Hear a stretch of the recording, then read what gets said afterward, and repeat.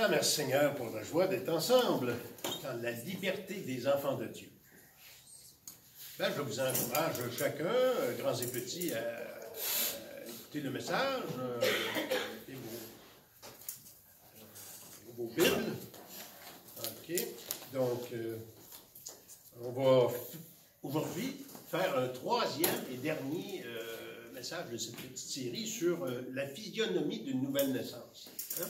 Et aujourd'hui, on va parler d'une troisième Pentecôte. Une troisième Pentecôte. Ouais. On va lire les versets 44 à 48. Acte 10, versets 44 à 48. Les derniers versets de ce chapitre. Comme Pierre prononçait encore ces mots, le Saint-Esprit descendit sur ceux qui écoutaient la parole. Tous les fidèles circoncis qui étaient venus avec Pierre furent étonnés de ce que le don du Saint-Esprit était aussi répandu sur les païens, car ils les entendaient parler en langue et glorifier Dieu.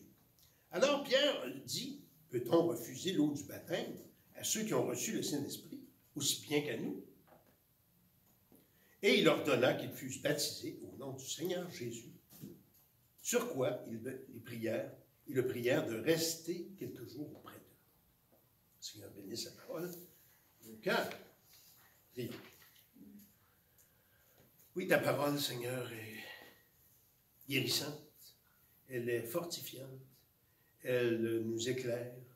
Et Seigneur, nous te prions de nous éclairer par cette parole, par ton Saint-Esprit, parce que c'est ton Saint-Esprit qui l'a inspiré aux auteurs originaux, et c'est ton Saint-Esprit aussi qui peut nous la faire comprendre à nous aujourd'hui. Guide-moi afin de faire ces choses qui sont des fois un peu difficiles et controversées. Et Seigneur, aide-nous à comprendre ce que tu veux pour nous aujourd'hui. Jésus, Amen. Donc, 3 points aujourd'hui. C'est quasiment une tradition chez les pasteurs de faire 3 points. Hein, des fois, ça dépasse. Mais ça arrive souvent qu'on a 3 points. Donc, premièrement, l'unité du Saint-Esprit et de la parole. Deuxième chose, les preuves de l'œuvre du Saint-Esprit.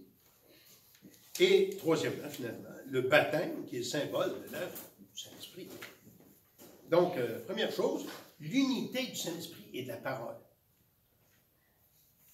Verset 44. Comme Pierre prononçait encore ces mots, le Saint-Esprit descendit sur tous ceux qui écoutaient la parole.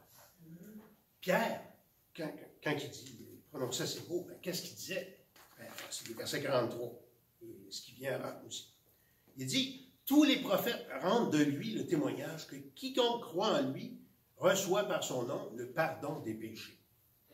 Donc, il a prêché qui était Jésus, qu'il avait accompli les prophéties messianiques sur la venue donc, du Sauveur, du Messie, et sa mission de pardonner les péchés. C'est ce qu'il a fait en mourant sur la croix. Et là, il dit, tous les prophètes rendent de lui le témoignage que quiconque croit en lui reçoit par son nom le pardon des péchés. Quand il a dit ça, c'était comme un déclic. Le Saint-Esprit est venu sur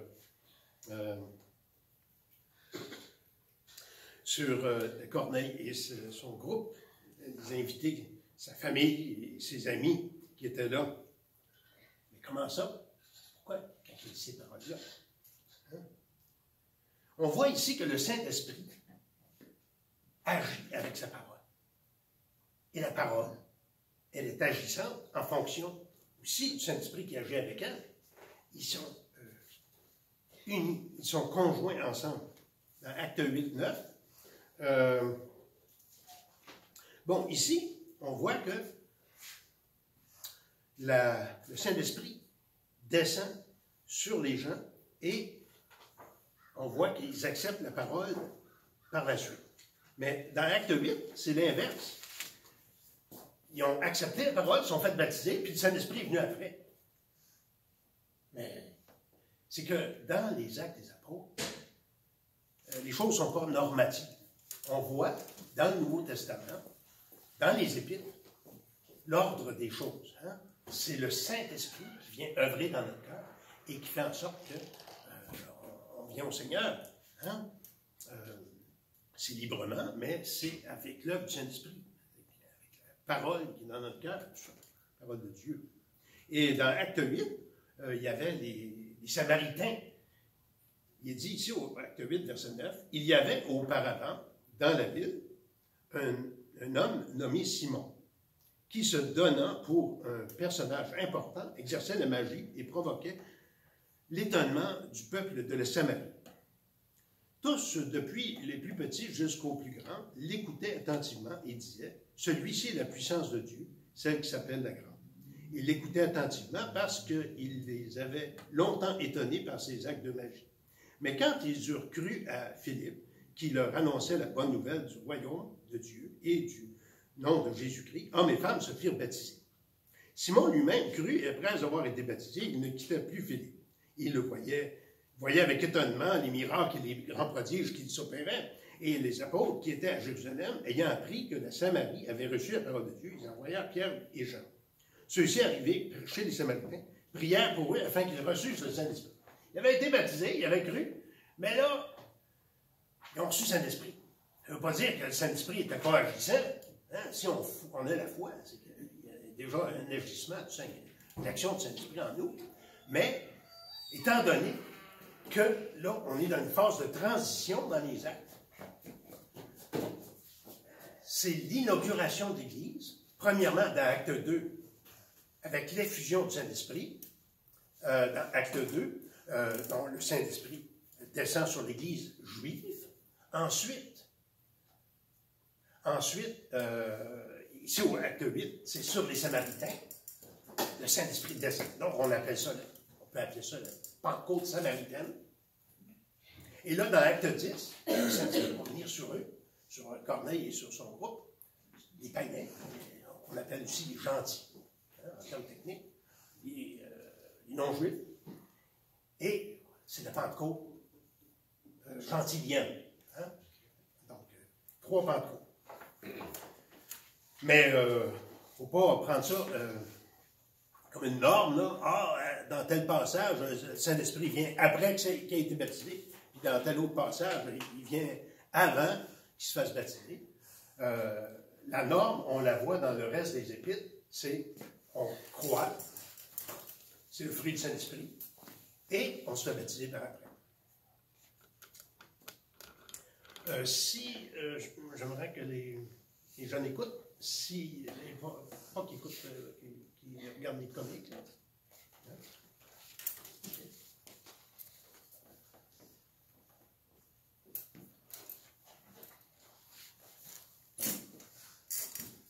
Donc, il faut se rappeler, c'est ça, c'est l'œuvre du Saint-Esprit qui vient susciter en nous la foi.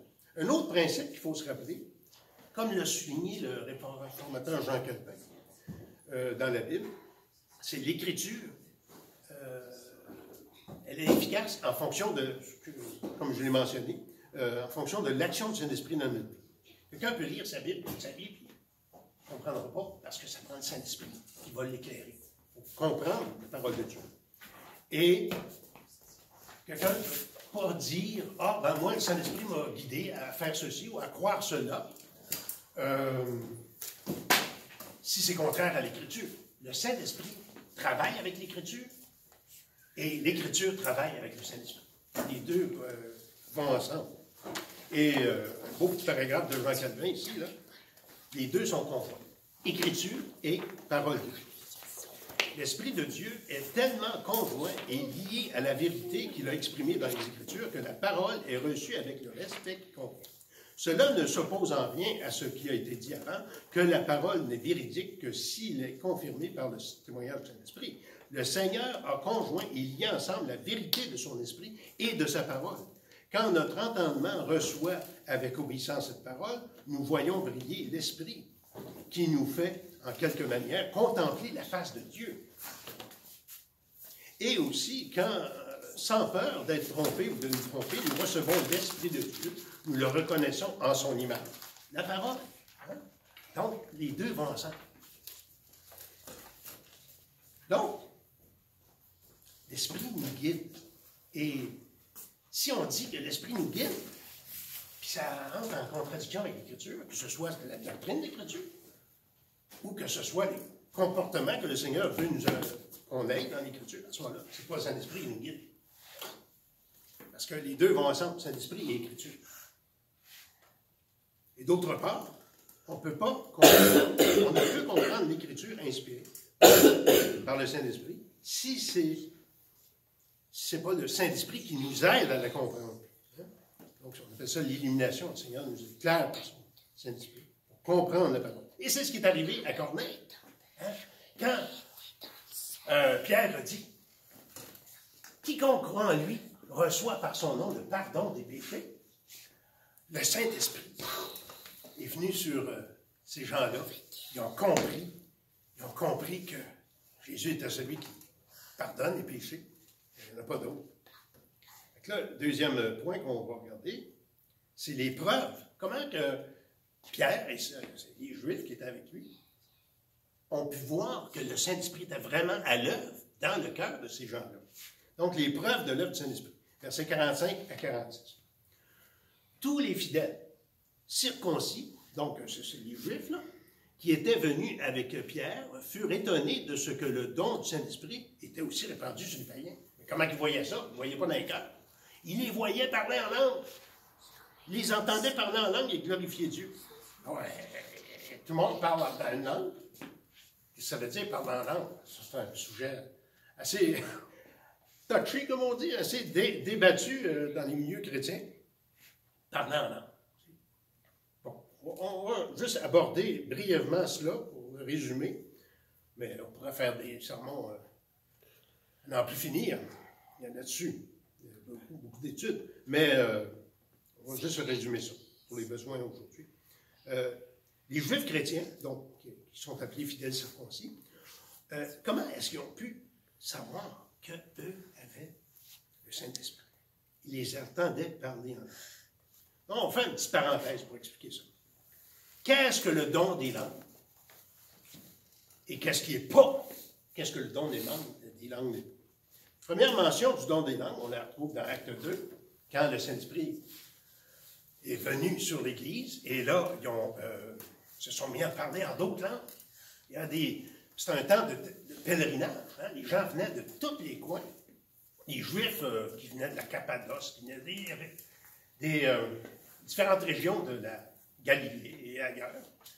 Et ils parlaient d'autres langues, hein? D'autres dialectes. Puis là, ils étaient tous à Jérusalem. Puis là, les chrétiens parlaient et tout le monde les comprenait. Comment les comprenons-nous? Les comprenons-nous dans chacun dans notre langue? Hein? Ils étaient tous dans l'étonnement, acte 2, 7. Ils étaient tous dans l'étonnement et la surprise, et ils se disaient les uns aux autres, voici ces gens parlent-ils, ne sont-ils pas tous galiléens? Ils sont censés parler une langue, un dialecte. Et comment les entendons-nous dans notre propre langue, à chacun, notre langue maternelle? Parthes, Mèdes, Élamites, ceux qui habitent la Mésopotamie, la Judée, la Cappadoce, le pont d'Asie, la Phrygie, la Pamphylie, l'Égypte, le territoire de la Libye, voisine de Cyrène. Comment est-ce qu'on peut les comprendre? Crétois, arabes même. Comment les entendons-nous parler dans nos langues des merveilles de Dieu? Ils se demandaient comment ça peut faire. Ça, c'est l'acte 2, la Pentecôte juive. Donc, c'est indéniable que ce qui s'est passé ce jour-là, acte 2, la Pentecôte, pourquoi on appelle ça la Pentecôte? C'est à cause c'était la fête de la Pentecôte, c'est une fête de l'Ancien Testament. Tout le monde se réunissait, les 4 coins de la région, des différentes régions pour offrir des sacrifices au Seigneur, d'après la loi juive. Et c'est indéniable que ce qui est arrivé là, c'était le don du Saint-Esprit qui leur permettait de parler dans des langues connues. C'était pas du charabia que personne ne connaît, non. C'était pour que les gens puissent comprendre, chacun dans sa langue, une merveille de Dieu. Donc, si, exemple, il y avait un monsieur qui venait de l'Asie, un autre de la Cappadoce, puis un autre. Puis chacun avait son dialecte. Ben, c'est pas que les apôtres parlaient tous ensemble, toutes les langues. Non, non. Il y en avait peut-être un qui prêchait l'Évangile dans telle langue. Puis là, le groupe en question comprenait. Puis un autre. Donc, sans qu'il ait appris la langue. C'est le Saint-Esprit qui leur donnait ça. C'était ce qu'on plusieurs disent l'inverse de Babel. Hein, vous vous souvenez de la tour de Babel? Non. Dieu avait dit aux gens, aux humains, dispersez-vous, peuplez la terre. Mais eux, c'est pas ça qu'ils ont fait. Dans Genèse 11, on va voir ça dans quelques mois, ou l'année prochaine, je pense. Genèse 11. C'est pas ça qu'ils ont fait. Ils se sont fait une tour pour aller au ciel, pour être proche de Dieu, en tout cas. Ils voulaient être ensemble, puis ensemble, on va pouvoir faire des choses. Mais ils ont oublié que, en fait, ils désobéissaient à Dieu, qui leur avait dit de disperser. Fait que Dieu a donné un jugement. Il dit, vous allez vous disperser. Vous allez être forcés de ça, parce qu'il a confondu leur langue. Plus personne se comprenait. Chacun parlait des langues différentes. Ils se sont répandus un peu partout, comme c'était supposé. Mais là, à la Pentecôte, c'est le contraire.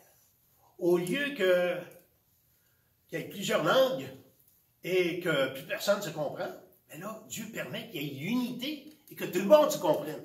Ça vient renverser le jugement de Babel.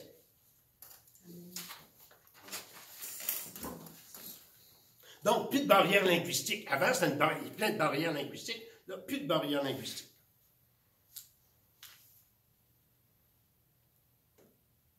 On retrouve un autre endroit, à part Acte 10, on va y revenir tout à l'heure, où on parle, il y a de parler en langue. Et c'est les disciples de Jean-Baptiste qui ne savaient même pas qu'il y avait un Saint-Esprit. Puis là, dans Acte 19, il dit, dans Acte 19, verset 1, « Pendant qu'Apollos était à Corinthe, Paul, après avoir parcouru les hautes provinces de l'Asie, arriva à Éphèse et ayant rencontré quelques disciples, il leur dit, « Avez-vous reçu le Saint-Esprit? » C'était des disciples, mais des disciples de Jean-Baptiste. Jean-Baptiste, il est encore, c'était le dernier prophète de l'Ancien Testament. C'est pour ça que Jésus dit, « Le plus petit dans le royaume des cieux, dans l'Église, est plus grand que Jean-Baptiste. » Même si c'était un des grands prophètes, le plus grand prophète. Donc, il y a bien des éléments que Jean-Baptiste ne leur a pas dit sur Jésus. Hein? Il y avait une mission de préparation pour préparer le venue de Jésus. Mais on n'avait même pas entendu parler qu'il y avait un Saint-Esprit. Pourtant, Jean-Baptiste, il avait dit, celui qui va venir, il va vous baptiser d'esprit et de feu. Il va vous immerger dans le Saint-Esprit. Donc, verset 3, il dit, de quel baptême avez-vous été baptisé? Il répondit, du baptême de Jean. Oh! Là, ils ont renchéri un petit peu les informations qu'ils avaient, complété ce qui manquait. Alors, Paul dit, Jean a baptisé du baptême de repentance, disant au peuple de croire en celui qui venait après lui, c'est-à-dire Jésus. Sur ces paroles, ils furent baptisés au nom du Seigneur Jésus. Et lorsque Paul leur eut imposé les mains, le Saint-Esprit vint sur eux et ils parlaient en langue, ils prophétisaient. Ils étaient tous environ, en tout, une douzaine d'hommes. Bon, ils ont été baptisés, ils ont reçu le Saint-Esprit après. C'est un peu, comme je vous disais tout à l'heure, c'est une période de transition. Les choses n'étaient pas taillées au couteau à ce moment-là, mais après, on voit les principes plus clairement dans les épîtres. Parlant en langue, bon. Je pense une saine façon de comprendre ce phénomène de parler en langue, c'est que de voir ce qui s'est passé dans Acte 2, c'était des langues connues, c'était dans le but que les autres les comprennent. Donc ici, c'est la même chose. Ils ont loué le Seigneur dans des langues qu'eux ne connaissaient pas, mais que les autres connaissaient. C'est pour ça qu'ils pouvaient voir qu'ils louaient Dieu, hein, qu'ils ne disaient pas à mort Jésus, là, ou des choses comme ça. Hein, gloire à Jésus. Qu'est-ce qu'il faut conclure avec tout ça? Ben, dans Acte 10, c'est la même chose. quand Corneille et ses invités, ses amis, sa famille, se sont mis ont reçu le Saint-Esprit, se sont mis à parler en langue, et c'est ça qui a montré à Pierre qu'ils ont vraiment reçu le Saint-Esprit, parce qu'il louait Dieu. Il louait Dieu. Comment il savait? C'était qu'il comprenait la langue dans laquelle ces gens-là louaient Dieu. Donc, il y a bien des passages, 1 Corinthiens 12, 14, ça, on va passer beaucoup de temps dans ces versets-là, mais ce n'est pas le but aujourd'hui. L'examen de ces textes-là suffit pour nos besoins. Donc, sur la base du texte qu'on a vu, acte 2, on voit que ce qu'on appelle, il appelle ça la glossolalie. Glosso, du grec glossa pour langue. Donc, glossolalie, parler en langue, en réalité, c'est des langues connues. Intelligible. Oui, on appelle ça la xénoglossie. Hein? Donc, des langues intelligibles. Mais qu'est-ce que ça signifie, ça? Concrètement, qu'ils les entendaient parler en langue et glorifier Dieu. Bon, si les chrétiens juifs qui étaient là entendaient Corneille et sa maison, qui était lui un Romain qui parlait latin, et peut-être certains dans sa maison, de ses amis, étant donné qu'il était assez important, venaient de d'autres régions et peut-être parlaient d'autres langues à l'origine. Et si Pierre et les Juifs les comprenaient, c'est que peut-être, sous l'influence de l'Esprit, ils sont mis à louer Dieu en araméen. C'est juste une hypothèse que je lance, mais c'est une langue intelligible. Hein? Okay? Il y a d'autres possibilités aussi, mais bon, c'est celle qui me semble la plus plausible. Et là, on se demande, aujourd'hui, est-ce qu'on a encore ça, le don des langues dans l'Église? Don des langues, don de parler en langue, quand on reçoit le Saint-Esprit, ou les dons d'autres miracles. Bon, on reconnaît qu'il y a des chrétiens qui ont des opinions différentes que nous là-dessus, mais ça ne nous empêche pas d'en parler. On n'est pas voué au mutisme et à dire, OK, vu que les chrétiens ont d'autres opinions, ben, on n'en parle pas, on ne veut pas faire de chichi, de chiard avec ça. Non, il faut s'instruire, et s'instruire selon ce qu'on voit dans l'Écriture, et on respecte aussi d'autres chrétiens qui ont d'autres opinions là-dessus. Donc, chez les évangéliques, il y a deux approches. Les continuationnistes, ceux qui croient à la continuation des dons spirituels miraculeux qu'il y avait dans la première époque, l'époque du premier siècle, l'Église du premier siècle.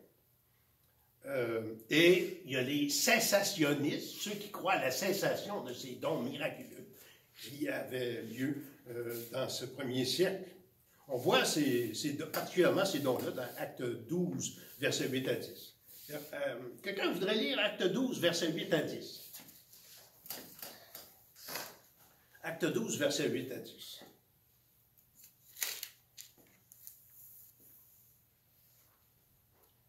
Et l'ange lui dit. Acte 12? Acte non, c'est moi qui suis incapable. C'est 1 Corinthiens 12, versets 8 à 10. OK, 1 Corinthiens 12.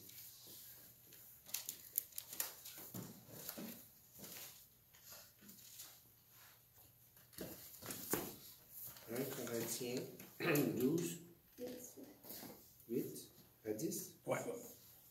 6 ou 8? 8 à 10. OK.